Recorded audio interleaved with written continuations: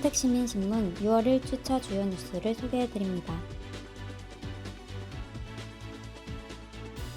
지난 6월 5일 평택시민환경단체들이 유승영 평택시의회 의장을 면담해 시의회가 뮤천, 송탄, 상수원 보호구역을 지키기 위해 나서줄 것을 요청했습니다. 또한 이들은 평택 시내 곳곳에 상수원 보호구역 지키기의 중요성을 알리는 현수막을 걸어 공론화를 진행하고 20일 시의회에서 개발 논리를 앞세운 해체에 대한 강력한 반대 의견을 밝히는 기자회견을 열 계획입니다. 한편 상수원 보호구역은 공장 설립 등 개발이 엄격히 금지되어 왔지만 2021년 6월 30일 평택, 용인, 안성 3개 지자체와 환경부, 한국농어촌공사가 평택호 유역 상색 협력 업무 협약을 맺어 평택 수질 개선에 따라 규제 합리화 절차를 진행하기로 했습니다. 이런 가운데 지난 3월 정부가 용인시 남사읍에 반도체 국가산업단지 지정 방침을 발표하면서 상류의 산업단지가 입지해야 하므로 상수원 보호구역을 유지할 이유가 사라졌다는 주장 도 제기되고 있습니다.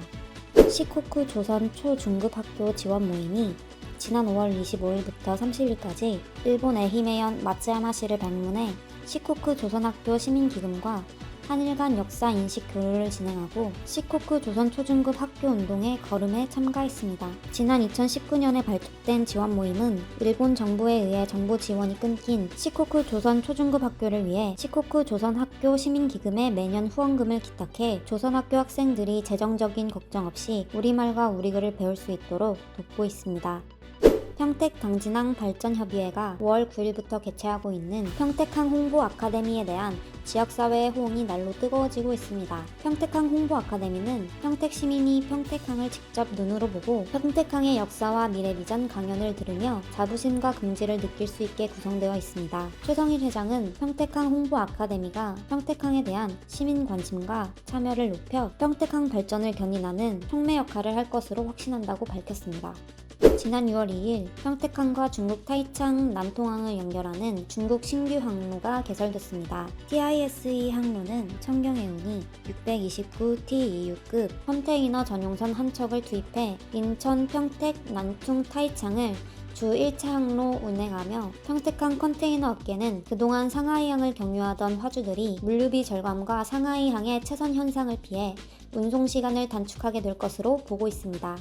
오는 6월 28일부터 법적 사회적 나이를 만 나이로 통일하는 제도가 시행됩니다. 만 나이는 생일을 기준으로 올해 생일이 지났다면 현재 연도에서 태어난 연도를 뺀 나이로 계산하며 생일이 지나지 않았다면 현재 연도에서 태어난 연도를 뺀 나이에서 추가로 한 살을 빼서 계산하면 됩니다. 초등학교 취학 의무 연령은 종전과 동일하며 연금 수급 시기, 정년 등도 달라지지 않습니다.